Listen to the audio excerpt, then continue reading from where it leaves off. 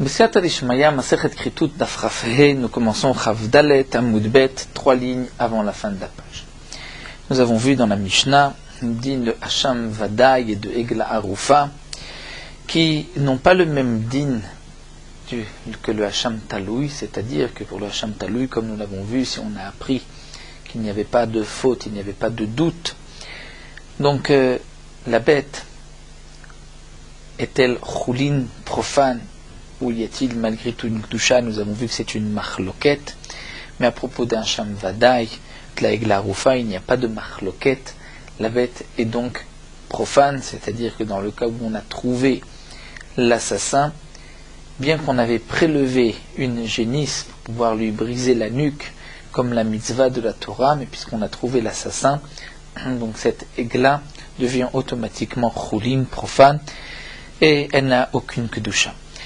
La Gemara à propos de la Egla Arufa rapporte une machloket. Itmar, Egla Arufa et Matayne Seret. À partir de quel moment la Egla Arufa, la génisse, avant qu'on lui ait brisé la nuque, a-t-elle déjà un issour? Est-ce qu'elle est asura be'ana? Rav Amnuna Amar Mechaim, du vivant de la bête, alors que Rav Amar Lachar Rifa, c'est uniquement si on lui a brisé la nuque qu'elle devient interdite.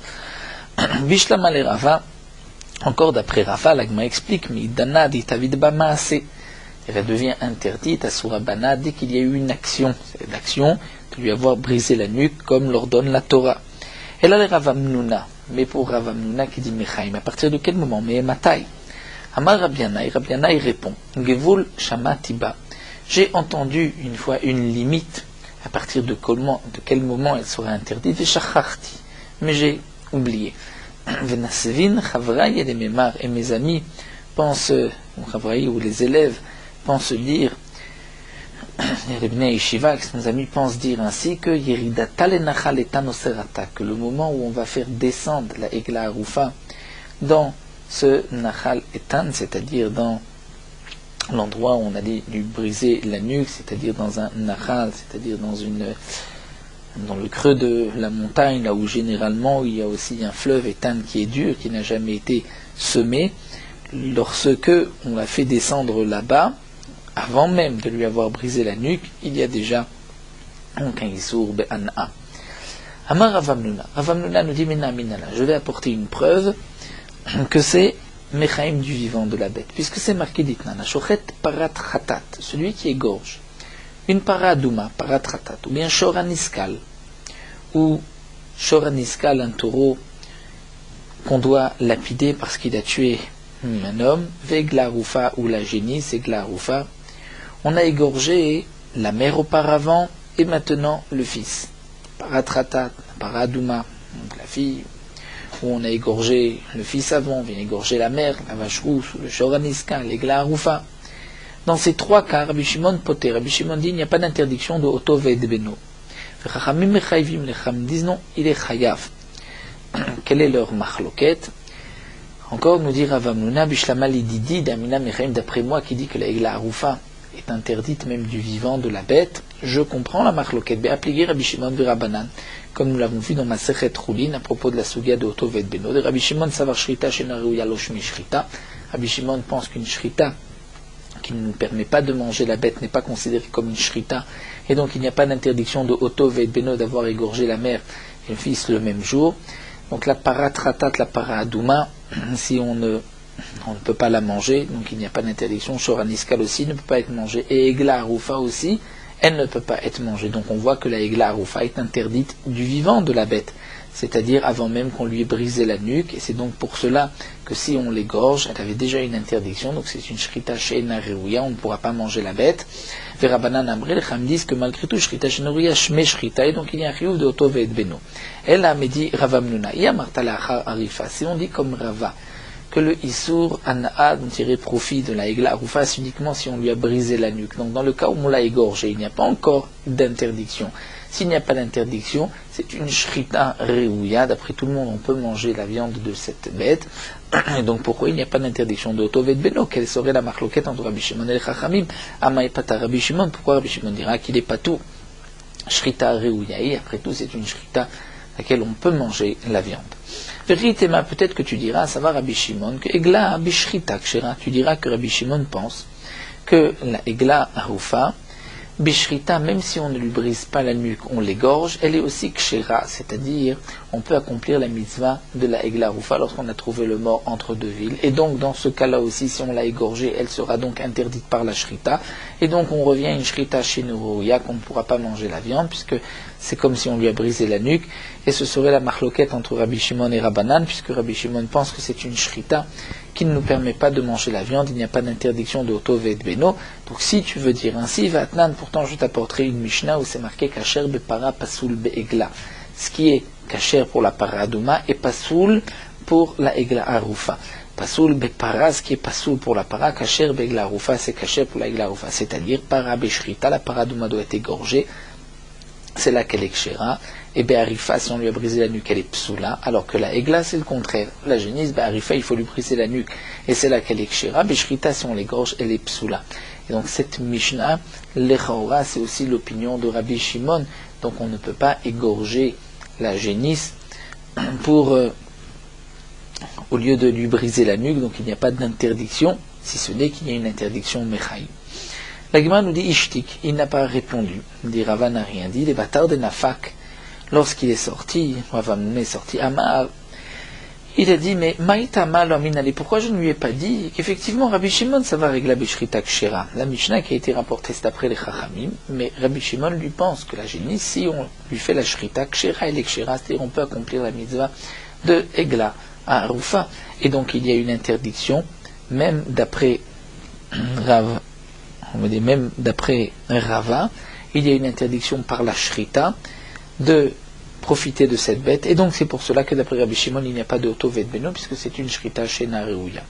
Rav Amnona lui te dira non, Amar lecha lo nishtamit Tana, on n'a pas trouvé de Tana, de Neshmeinan Egla Beshrita Kshera, qui nous disent que la Egla à Harufa, au lieu de lui briser la nuque, si on lui fait la Shrita elle est Kshera, on n'a pas trouvé un tel Tana, des thémas pour que tu puisses dire que Rabbi Shimon que ici Rabbi Shimon est en machloket, puisque c'est cette braïta de Rabbi Shimon, puisque on n'a pas trouvé une telle shita, on ne va pas dire que Rabbi Shimon pense ainsi, donc c'est uniquement par la harifa, et c'est donc pour cela que Rav Amnona a apporté une preuve de cette machloket entre Rabbi Shimon et les Chachamim. Si Rabbi Shimon et les Chachamim sont en machloket, c'est que Rabbi Shimon considère que c'est une shrita she'ena reuya, qu'on ne peut pas profiter de la shrita de la Egla Rufa, donc obligatoirement il y a eu une interdiction du vivant de la bête, même si on ne lui a pas encore brisé la nuque, et donc c'est pour cela que Rav Amnona prouve de là que la yeridata, le nachal etan, va la rendre interdite. Si ensuite je l'égorge, et que cette bête est otové de beno, c'est-à-dire j'avais égorgé la mère et maintenant un fils ou la fille, ou le fils avant et maintenant la mère, c'est là que Rabbi Shimon dira qu'il est patour, puisqu'on ne pourra pas manger la viande de cette bête. Donc il n'y a pas eu de shrita de otové de beno. On continue avec Rava. Rava lui va apporter une autre preuve, Menam Minanadouish, que je sais que la Egla Arufa est interdite seulement à partir de la Arifat Egla lorsqu'on va lui briser la nuque. Et Rava nous rapporte une preuve de notre Mishnah, Midetnan. Egla Arufa Inoken, nous avons vu dans la Mishnah que la Egla Arufa ce n'est pas comme le Hacham Taloui. Hacheloner, si avant de lui avoir brisé la nuque, on se rend compte, on a trouvé l'assassin.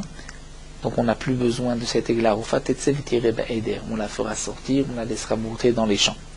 Donc via Marta Mechaïm, si tu dis que même déjà dès qu'elle est vivante, il y a déjà une interdiction. Donc pourquoi va-t-on dire que cette bête est maintenant profane et qu'elle pourra être dans les champs, Aïtasare Mechaïm, elle ne peut pas rejoindre le reste du troupeau, puisqu'elle sera interdite du vivant. Donc tu vois qu'il n'y a pas d'interdiction du vivant. Rav Amnona répondra non, Tané, il faudra dire non pas avant d'avoir brisé sa nuque, mais Hachelonir it la rifa.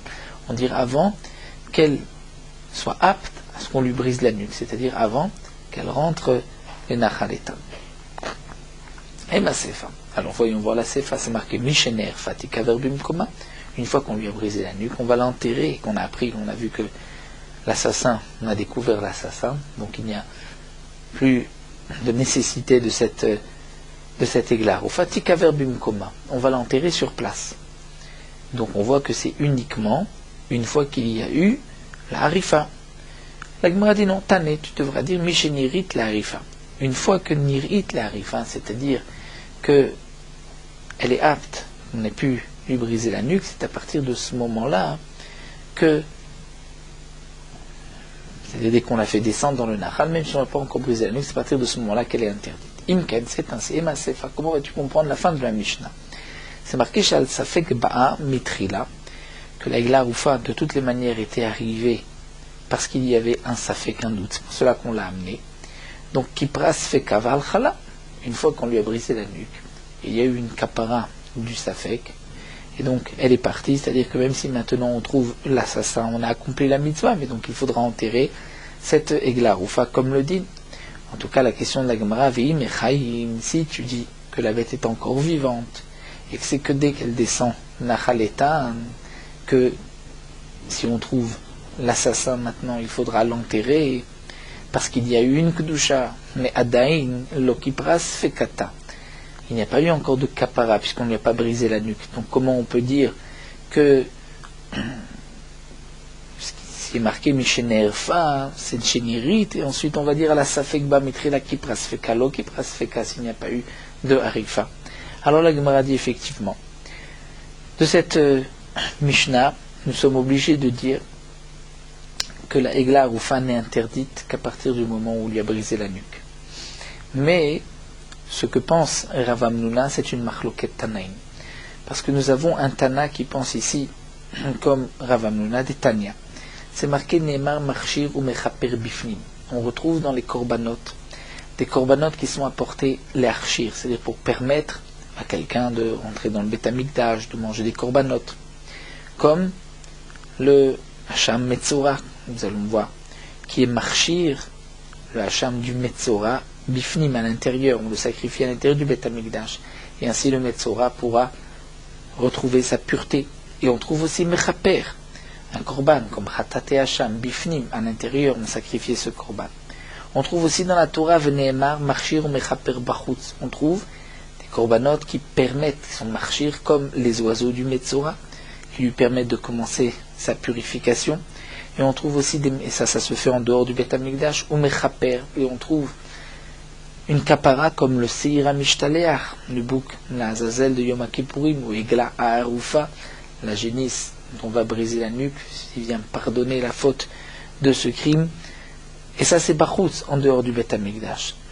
Et donc on va apprendre l'un de l'autre. Ma marchir ou Mechaper Amor Bifnim, nous dit la Braïta. De la même manière que le marchir et le Mechaper qui sont marqués dans le Beth Amikdash, Asabo marchir ke Mechaber.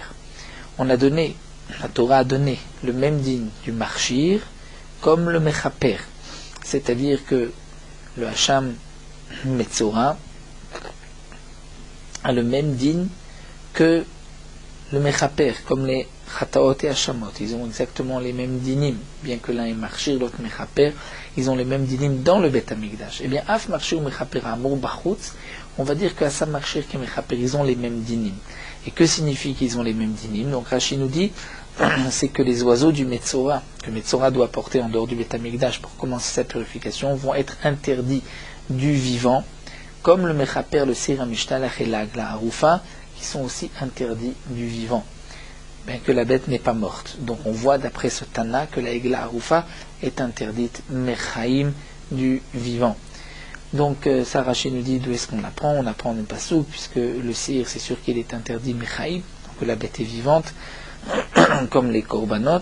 Donc on a appris aussi que la Egla Harufa est interdite du vivant. Ça c'est comme ce que nous a enseigné Rav Hamnuna. Donc c'est vrai qu'il y a un Tana qui pense comme Rav Hamnuna, bien que le Tana de notre Mishnah ne pense pas comme Rav Hamnuna. Donc on a trouvé une machloket Tanaïm, on a répondu ainsi à la question sur Rav Hamnuna. On continue avec une nouvelle Mishnah, Rabbi Eliezer Omer. On avait déjà rapporté cette Mishnah. Rabbi Eliezer dit Mitnadev Adam Hacham Taloui Becholio. Le Hacham Taloui que nous avons vu jusque-là, nous allons voir la machloket entre Rabbi Eliezer et les Chachamim. Lorsque un homme a fauté et a mangé un morceau de graisse interdite, il doit porter, s'il a fauté sans faire exprès, un korban khatat.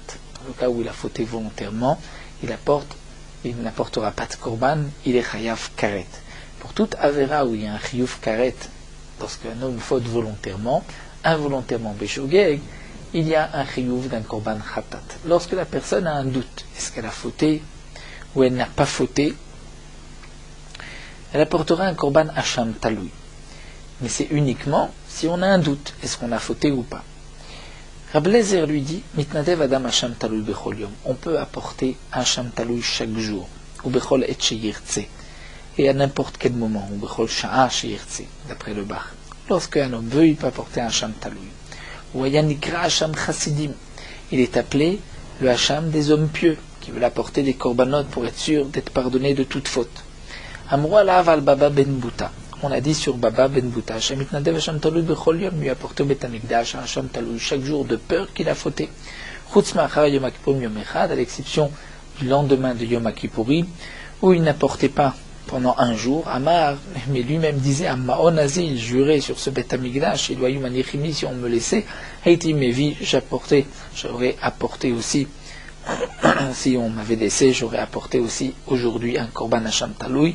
Et là, seulement on me dit, Amtin, Hachikanes le Betasafek, au moins que tu aies le doute d'une petite Avera avant d'apporter Hasham Taloui. Ça, c'est l'opinion donc de Rabbi Eliezer et de Baba ben Bouta. Mais Chachamim Omrim. Chachamim nous disent, elle me vient Hasham Taloui, et là, chez Zedno Karet Shigato Khatat, on apporte de Hasham Taloui que lorsque un homme, pour une faute, volontairement aurait eu un chiyuv karet, involontairement aurait apporté un korban khatat.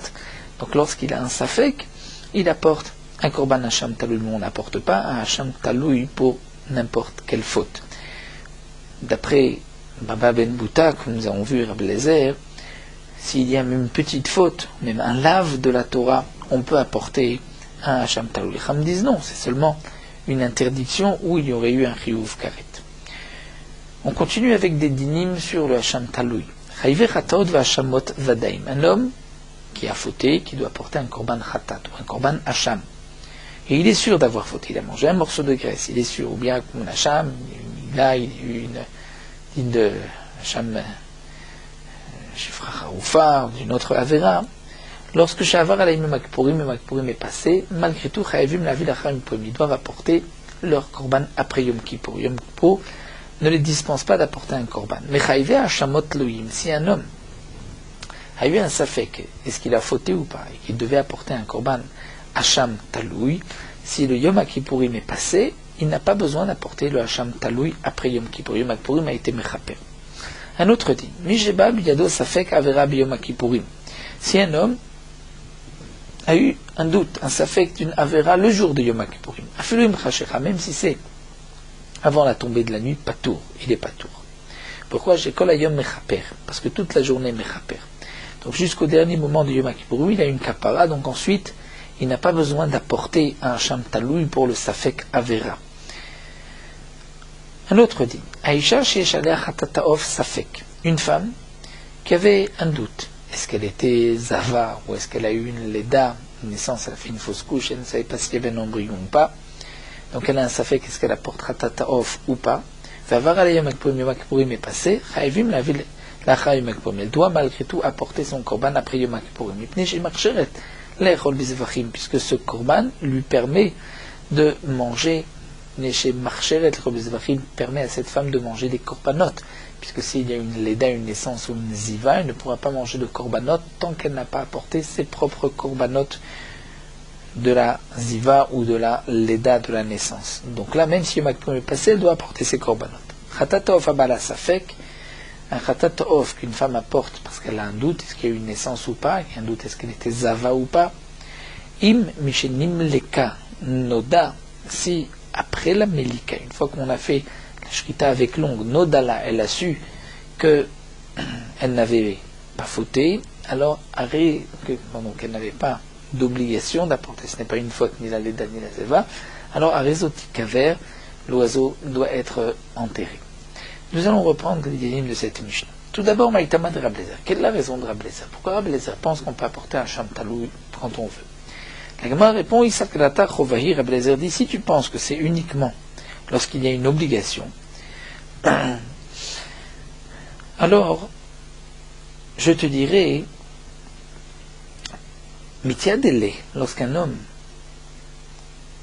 a apporté son hasham taloui, et qu'ensuite il apprend qu'il avait fauté, pourquoi il doit ensuite apporter un korban khatat? Après tout, c'est une obligation, ce hasham taloui lui a pardonné. Et l'ashma mina, donc tu vois, nedavaï, en vérité c'est un cadeau qu'il apporte. Et donc c'est pour cela que si ensuite il apprend qu'il avait fauté, il apporte un korban khatat.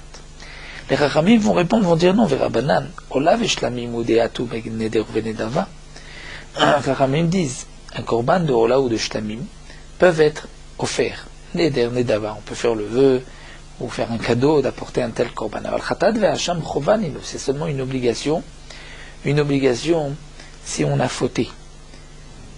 Et donc, on ne peut pas offrir, si on veut, juste un Khatat ou un Hasham. Il faut avoir eu une faute. Et le Hasham Taloui, c'est aussi lorsqu'on a un doute d'une faute. Pourquoi on l'apporte donc avant d'avoir su si on a fauté ou pas, et que lorsqu'on apprend qu'on a fauté, on apporte un autre korban? Parce que le Hasham Taloui vient l'Hagen Alav, le protéger. Le protéger de quoi? Des Yisurim, des souffrances. Parce qu'un homme qui a fauté, la faute appelle les Yisurim, les souffrances sur l'homme. À cause de cette faute, il doit souffrir dans ce monde-ci. Donc le Hasham Taloui permet d'être protégé de ces Yisurim. Et la Torah Chassal Gufam chez Israël, la Torah a eu pitié du corps des Bnei Israël. Lorsqu'un homme a fauté, il est obligé d'avoir des Yisurim. Donc la Torah veut donner l'homme la possibilité de ne pas souffrir. Elle lui dit, tu apportes un Hasham Taloui, et tant que la personne ne sait pas qu'elle a fauté, ce Hasham Taloui va la protéger des Yisurim. Lorsque la personne apprend qu'elle a fauté, elle devra apporter son korban khatat. Donc Rabbi Eliezer dit, si on apporte un korban khatat lorsqu'on sait qu'on a fauté, c'est la preuve que ce n'était qu'un cadeau, une nedava, pas une chova. Ils disent non, ça vient les hagen protéger des Yisurim. Amar le Ravacha beridi Rava de Ravashi, Ravacha le fils de Rava de Ravashi, Dilma Hasham Taloui, Keola Vishlamim. Peut-être qu'on pourrait dire que le korban Hasham Taloui, c'est comme un korban Ola ou un korban Shlamim. Et donc, Ma'ola Vishlamim Datu Bechova Vatu Bindava.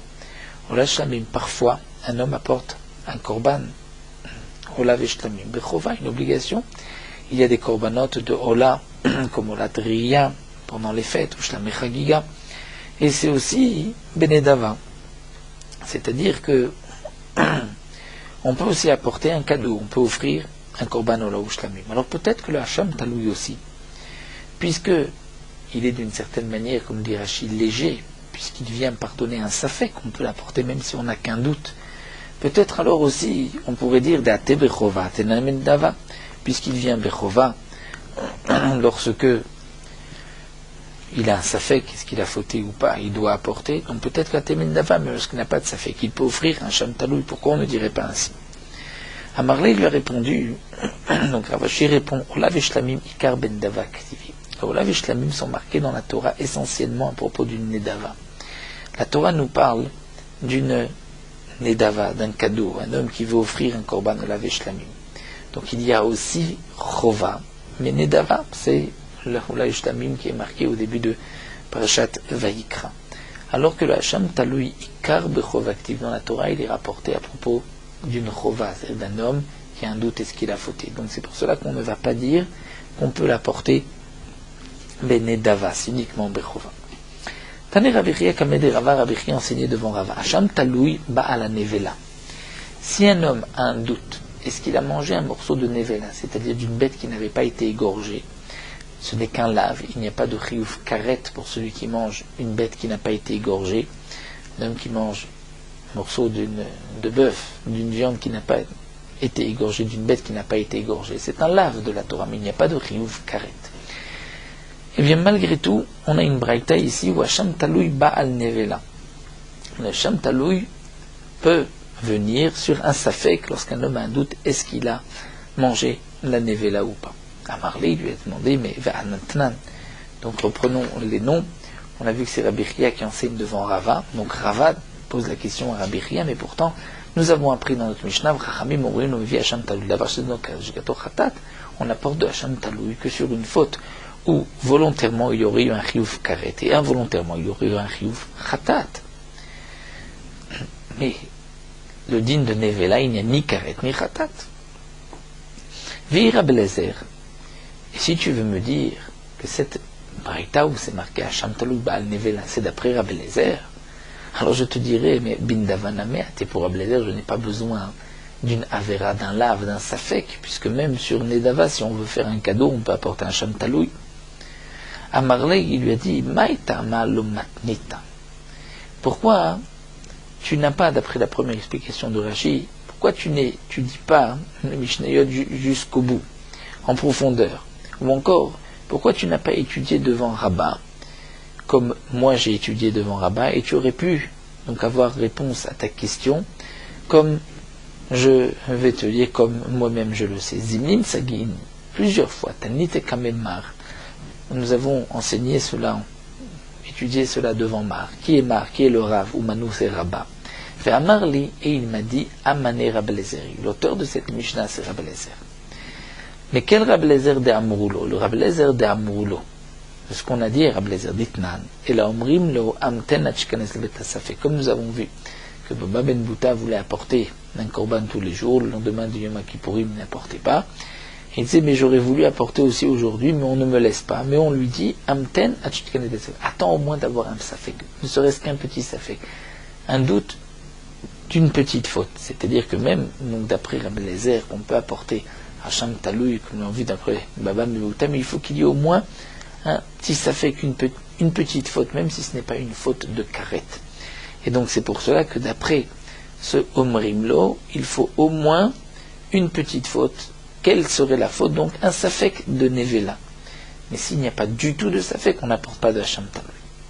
Amar Rava poursuit, dit Maïtamad Amroulo. Quelle est la raison de ces Amroulo, de ces Ramim, de ceux qui ont dit que la Hacham Taloui, il faut au moins qu'il y ait une petite Avera?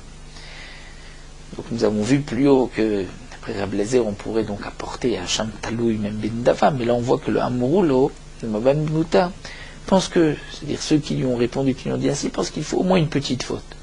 Donc non pas comme les Chachamim m'expliquent, c'est-à-dire une faute de karet, mais au moins une petite faute comme un Issour Lav. D'où est-ce qu'on sait? Amarka la Torah dit Asher lo ta'asena ve'Hashem. La Torah dit à propos du Korban Hacham Taloui, si un homme a transgressé, a fait une avéra qu'il ne fallait pas faire. Hachem, il a fauté. Donc Asher Lotasena, c'est-à-dire n'importe quoi, même une petite chose qui a été faite, même une petite jgaga, même un lave, puisque Lotasena de ne pas faire, la Torah a interdit de ne pas manger la nevela, même pour cela Hachem, il doit porter un Hacham Taloui. Donc même si ce n'est qu'une avera de nevela, un safek, d'après ce man d'Amar, on doit porter un Hacham Taloui. Amar Rava Maïtama de Rabbanan. Rava nous dit et va expliquer la raison des Chachamim. Pourquoi d'après les Chachamim, d'Amren, Mevim Hacham Taloui, d'avoir Jodon Karet Jugato Hatat? Pourquoi c'est uniquement sur une avera où il y aurait eu Karet Bemezid et Hatat Beshogei? Parce qu'il y a fait mitzvot mi Hatat Chelev. Ils vont apprendre par une Gezerah Shava. Dans le Hacham Taloui, c'est marqué lorsque une âme va fauter, mais mitzvot Hashem Asher lo ta'asena ve'Hashem. Il apportera le Hacham Taloui s'il a transgressé une des mitzvot. Et à propos du Khatat Chelev, c'est-à-dire du Korban Khatat en général, pour celui qui a mangé un morceau de Chelev, c'est aussi marqué mitzvot. Et donc je vais dire, de la même manière que pour une faute de Chelev. C'est uniquement, c'est une faute où volontairement il aurait été Chayav Karet, involontairement il est Chayav Khatat, Afkan. Là aussi je vais dire que le Hacham Taloui, c'est lorsque d'avoir chez de nos Karet Jugato Khatat. Si il y a eu une faute où il aurait été Chayav Karet, Bemezid et involontairement Bechatat, lorsqu'il a un safek, qu'il apporte un Korban Hacham Taloui. Ça c'est la raison des Chachamim. Donc nous avons vu 3 chitotes. Les Chachamim, c'est uniquement une avéra pour laquelle il y a Karet et Chatat. Pour Rablezer, on peut apporter même Bin Dava, Hacham Taloui.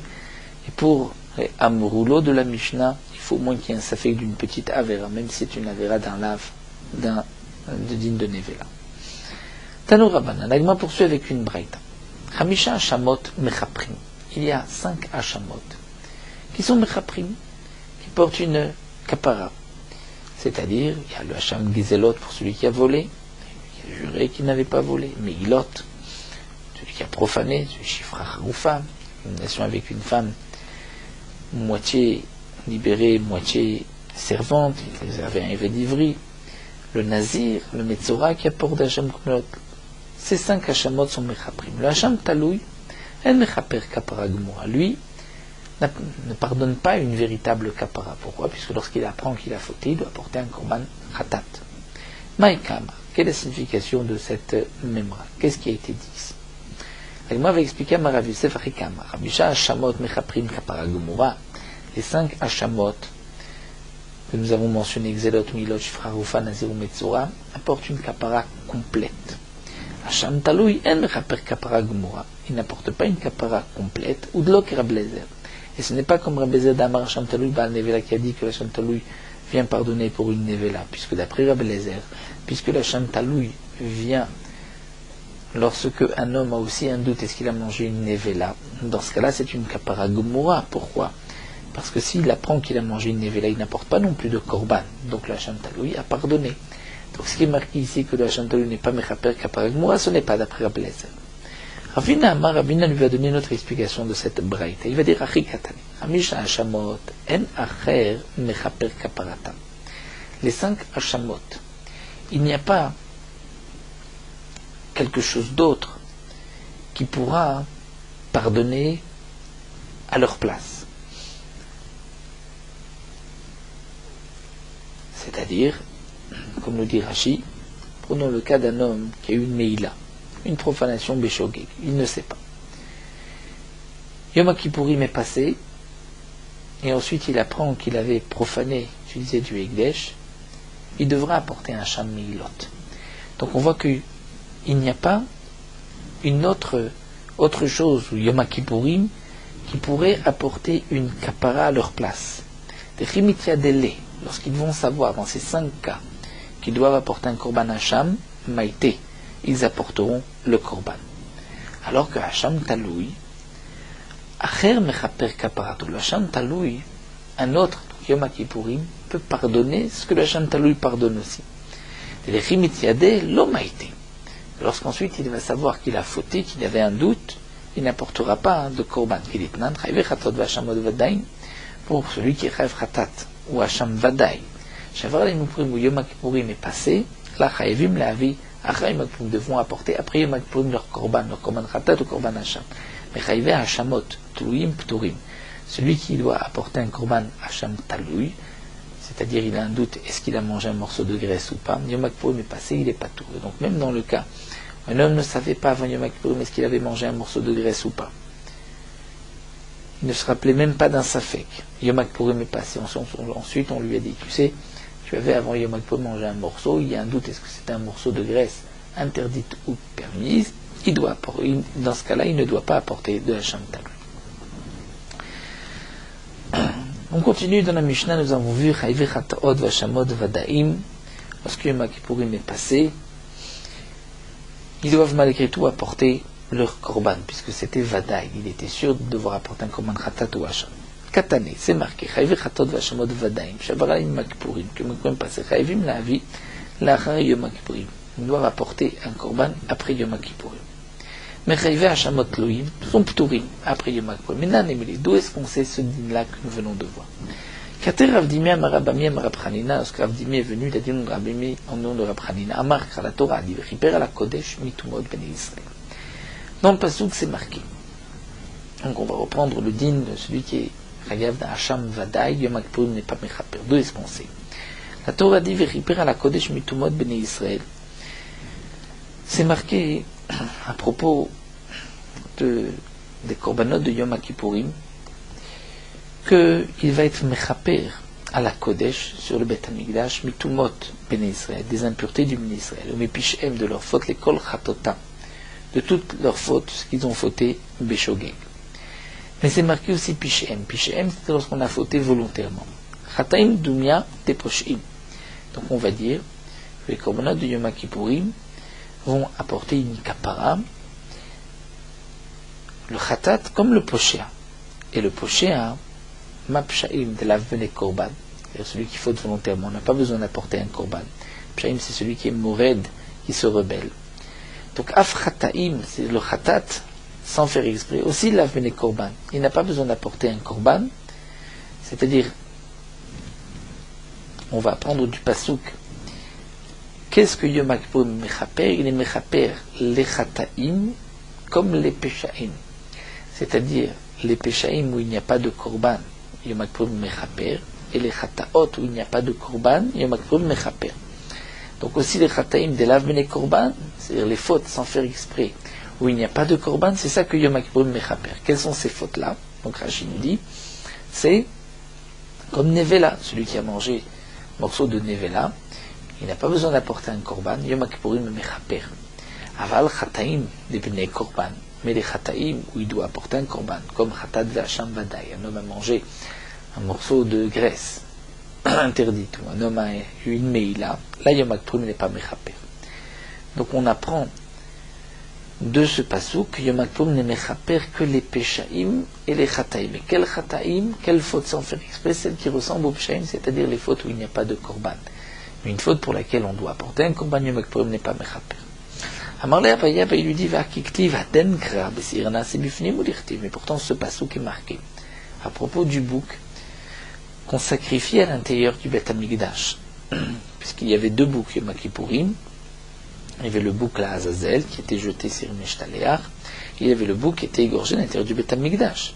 Et donc ce bouc qui est bifnim, de l'homme rapper à la averot des mitzvot yedoua, lui ne pardonnait pas pour les averot d'une mitzvah yedoua, c'est-à-dire d'une mitzvah qu'on savait. Mais le Seir Meshtaleach qui lui était mechaper à la averot des mitzvah yedoua, peut-être qu'il m'alecha, afilou al chataim de mes korbaninu mechaper, peut-être que le Seir Meshtaleach lui est mechaper sur les fautes, même les fautes pour lesquelles on doit apporter un korban. C'est-à-dire, si tu apprends de là-bas, tu n'as pas une preuve pour tout Yom Kippourim, tu as une preuve que pour ce Seir Anasé Bifnim, lui n'apporte pas de kapara pour une faute, ou de toute manière on doit apporter un korban. Mais peut-être que le Seir Meshtaleach était mechaper. Donc on va juste céder de Rashi, pour ce dîner-là de Averot Mitzvah Yedoua. Rashi nous explique qu'au début de Masechet Shavuot, il est rapporté que lorsque un homme, comme nous le savons, un homme qui est impur et qui rentre au Beth Amikdash en état d'impureté, et ensuite, donc, au moment où il était rentré au Beth Amikdash, il avait oublié qu'il était impur, donc il doit ensuite, lorsqu'il apprend qu'il était impur, il doit apporter un korban au Levi Yored, mais il faut une condition, c'est-à-dire qu'il y a une yédia au début, il a su qu'il était impur, et lorsqu'il est rentré, il a oublié qu'il était impur, mais ensuite il se rappelle qu'il était impur, là il apporte le korban au Levi Yored. Dans Masechet Shavuot, c'est rapporté que s'il y avait une yédia bitrila, il savait au départ qu'il était impur, ensuite il a oublié, il est rentré dans le Beth Amikdash, et lorsqu'il est sorti, il ne s'est pas rappelé, il n'a pas eu conscience qu'il était rentré alors qu'il était impur. Donc lui ne peut pas apporter de korban. C'est le Seir de Yom Kippourim dont on va égorger à l'intérieur du Beth Amikdash Bifnim qui va suspendre, on va dire, sa avera jusqu'au moment où il va apprendre qu'il a fauté, qu'il était rentré alors qu'il était impur, et là il apportera son korban au Levi Yored. Donc lorsqu'il y avait une yédia au départ, mais il n'a pas su par la suite qu'il avait fauté. Mais dans le cas où il a su qu'il a fauté, et il est rentré dans le Beth Amikdash alors qu'il était impur, là il n'a pas de kapara. Donc ce que la Gemara veut nous dire, c'est que le Seir Anasé Bifnim, lui, n'est pas mechaper pour une avera de mitzvah yidoua, lorsqu'il sait qu'il est impur, il sait qu'il faute. C'est seulement lorsqu'il n'a pas su. Donc peut-être aussi que ce Seir Anasé Bifnim n'est pas mechaper les chataim pour lesquels il doit apporter un korban, parce que la kapara de ce korban est une kapara limitée, puisqu'on voit que c'est uniquement lorsqu'il ne savait pas qu'il était rentré au Beth Amikdash. C'est là qu'il y a une kapara. Donc puisque la kapara est limitée, peut-être qu'une faute pour laquelle il n'y a pas de korban, cette faute sera pardonnée. Mais une faute pour laquelle il y a un korban ne sera pas pardonnée par ce Seir. Mais le Seir Amishtaléar, le deuxième bouc, qu'on jetait de la falaise, qui lui avait une kapara forte, parce qu'il pardonnait même pour celui qui avait fauté volontairement. Alors peut-être que ce Seir Amishtaléar va pardonner même une faute lorsque l'homme doit apporter un korban pour cette faute. Lorsque Yom Kippourim est passé, peut-être qu'il n'a pas besoin d'apporter un korban. Donc ça c'est la question. Donc d'où est-ce qu'on sait que malgré tout, il doit apporter un korban à Yom Kippurim. De ce pasouk, ce n'est pas une preuve. Ce pasouk nous parle du Seir Bifnim, peut-être que le Seir Bachutz l'a pardonné. Amarle Abaye va lui dire, donc ça nous avons vu la question de la Gemara, c'était Abaye, qui va être un Seir Nase Bifnim, qui n'était pas Mechaper Mitzati Douaz, Mishtaner Mzalaïm, Malecha, Aflochatem, Nekmenu, Mechaper. Et là, Amar Abaye. Alors Abaye reprend et dit, Meacha, de ce pasouk. C'est marqué que Aaron devait poser ses deux mains sur le bouc vivant. Et il va se confesser, et kol avonot bnei Israël, il va mentionner toutes les fautes des bnei Israël, et kol pishehem, les kol chatotam, c'est-à-dire toutes les fautes qu'ils ont fauté volontairement, et kol chatotam et involontairement. Donc on voit que ce Seir HaMishtaleach, sur lequel Aaron va se confesser, il va pardonner les pshaim et les chataim. Et donc on va dire chataim doumia des pshaim, c'est-à-dire les chataim qui ressemblent aux pshaim. C'est-à-dire quelle faute involontaire, celle qui ressemble aux fautes volontaires. Ma pshaim delav bene korban, afrataim delav bene korban. Donc on va dire, c'est comme les pshaim, c'est-à-dire les fautes volontaires où il n'y a pas de korban. Donc le Seir HaMishtaleach va aussi pardonner uniquement les fautes pour lesquelles il ne doit pas apporter un korban, comme celui qui a mangé un morceau de nevela. Chataim de bene korban ninu lo mechaper, ce n'est pas mechaper. Et donc nous voyons ici que même à propos du Seir HaMishtaleach, la Torah vient nous dire, la Torah l'a exclu, c'est-à-dire celui qui, pour cette faute, doit apporter un korban, n'est pas pardonné par le Seir HaMishtaleach, les mêmera pour te dire, Tal Chataim de bene korbanino lo mechaper, que pour les fautes pour lesquelles il y a un korban, Yom Kippurim n'est pas mechaper, et il doit donc ensuite apporter son korban. Donc voici la preuve que lorsqu'un homme a fauté une faute pour laquelle il doit apporter un korban, même si Yom Kippurim est passé, il continue, il doit apporter ce korban. Donc juste un autre point que souligne Rashi, donc Abaye, nous voyons, Abaye a dit, donc ce n'est pas suffisant d'apporter une preuve du Seir HaNaaseh Bifnim, puisque là-bas c'est une kapara qui est légère, mais même le Seir HaNaaseh Bachutz, c'est une kapara forte, lui aussi n'est pas mechaper. Amar le Rav Dimi, Maïdane Pshaim lavne korbaninu, dit Rav Dimi, mais qui t'a dit que ces Pshaim, on parle de la Torah, sont des Pshaim où on ne doit pas apporter de korban, c'est-à-dire généralement les fautes volontaires où on n'apporte pas de korban. Dilma, Hanedebne korbaninu, peut-être qu'il s'agit de Pshaim, de fautes volontaires pour lesquelles on apporte un korban, comme nous l'avons vu, qu'il est Nan, Arba Mevim Azadon Shgaga, qu'il y a 4 personnes, 4 cas, où on apporte un korban, même si on a fauté volontairement. Donc peut-être que ce pasouk nous parle, Peshaim, des fautes volontaires où il y a un korban. Et donc Chataim aussi, même s'il y a un korban, Seir HaMishtaleach mechaper. Itmar Name, il a été dit aussi qu'il y a Teravin, Amar Rabbi Yosef, Maresh Lakish, V'yitvada alav et kol avonot ben Israël et kol Peshaim et kol chatotam. Donc on parle de ce Seir HaMishtaleach, où c'est marqué que Aaron va faire le vidouille, se confesser sur les fautes volontaires et involontaires. Donc on va dire Chataim domia des pshaim, les fautes involontaires comme celles volontaires, ma pshaim d'avne korban mechaper. De manière que les pshaim sont les fautes volontaires où il n'y a pas de korban, yom kippurim mechaper, af Chataim d'avne korban mechaper. C'est peut-être uniquement les fautes où il n'y a pas de korban que yom kippurim mechaper, comme celui qui a mangé de la nevela, aval Chataim d'avne korban lo mechaper. Mais une faute pour laquelle il doit porter un korban, yom kippurim n'est pas mechaper. Et Amar Abaye a dit, Ana name ma'aden kramre, moi aussi j'ai expliqué la source de ce din-là, que lorsque on a fait une faute pour laquelle il y a un korban yom kippurim n'est pas mechaper, je l'ai dit ma'aden kra de ce pasouk. Fait que chez lui Rav Dimi, mais Rav Dimi m'a posé une question comme nous l'avons vu, Mimai dane pshaim d'lavne korbaninu, qui t'a dit que les pshaim dont parle la Torah ici sont des pshaim où il n'y a pas de korban. Dilma anar d'avne korbaninu, peut-être sont les pshaim, les fautes volontaires où il y a un korban, qui dit nan arba mevim lazon kishgaga. Et donc Abaye dit, je n'ai pas eu de réponse à cette question. Amar le Ravin répond, Rov pshaim lavne korbaninu, la majorité des pshaim, des fautes volontaires, il n'y a pas de korban.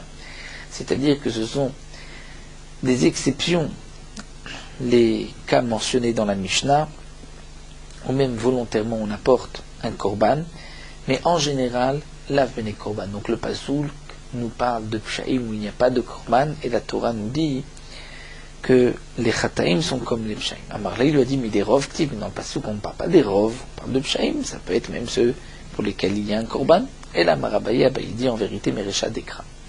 Il faut être d'orège du début du pasuk.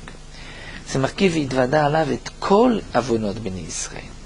Aaron va se confesser sur le Seir toutes les fautes des ben Israël. C'est-à-dire, Vetania, kol avonot, avonot et l'uzdonot, sont les fautes qu'on a fautées volontairement. Vren ou omer, avonaba, comme c'est marqué dans le pasuk, avonaba à propos d'une faute volontaire, puisqu'il y avait là-bas, Barachem Baza et il aura karet. Ensuite, lorsque c'est marqué Vet kol pishem et kol chatotam lamali, donc si déjà avonot, il s'agit des fautes volontaires, pourquoi la Torah continue avec pishem et kol chatam, encore une fois les fautes volontaires? Eh bien c'est là que les pshaim, pour qu'il y ait un kesh, avec chatat et peshaim. Ma pshaim, donc delav bene korbaninu, af chataim delav bene korban, donc même chataim, ce sont les fautes où il n'y a pas de korban. Chavdaim den korban lo mechaper, ce n'est pas mechaper. Et donc Rashi nous explique que là maintenant on ne pourra plus poser la question de Rav Dimi, puisque si on parle de fautes pour lesquelles il y a un korban, donc la Torah n'avait pas besoin de dire peshaim, puisque c'est déjà marqué avonot, donc avonot et chataim, on aurait dit les fautes pour lesquelles il y a même un korban. Donc puisque c'est marqué, comme Rachid nous dit, chataim en général, chatotam sont des fautes où il y a un korban. Donc puisque c'est marqué pishem et c'est en plus, c'est libre, c'est pour faire une dracha, pour dire qu'il s'agit des fautes volontaires en général où il n'y a pas de korban, et donc chatat aussi comme les pishem où il n'y a pas de korban. Et c'est donc dans ce cas-là que Yom Kippourim est mechaper, mais une faute pour lesquelles il y a un korban, même si Yom Kippourim est passé, après Yom Kippour, il faut apporter le korban. Voilà, nous allons nous arrêter ici. On continuera avec le Chayav Hacham Taloui, d'où est-ce qu'on sait que celui qui avait une obligation de Hacham Taloui, lorsque Yom Kippourim est passé, il n'a plus besoin d'apporter ce korban Hacham Taloui, ça nous le verrons dans la suite de la Gemara. Nous terminons sur Meorot HaHalacha, Daf Chafehe, des fruits qui peuvent être consommés crus comme cuits, comme des pommes, des poires. On dira la bracha de Boré Peri Haetz quand on les consomme crus ou lorsqu'on les a cuits. De même les légumes qu'on peut manger crus ou cuits, comme la carotte, on pourra dire la bracha de Boré Peri Haetz on les mange crus ou cuits. Même les fruits et les légumes qui sont meilleurs lorsqu'ils sont cuits, malgré tout si on peut les manger même lorsqu'ils ne sont pas cuits, et que les gens en général les consomment, la majorité des gens consomment même lorsqu'ils sont crus, donc lorsqu'ils sont crus on pourra aussi faire la bracha de Boré Peri Adama ou Boré Peri Haetz, étant donné que ce sont des fruits qui se mangent aussi crus.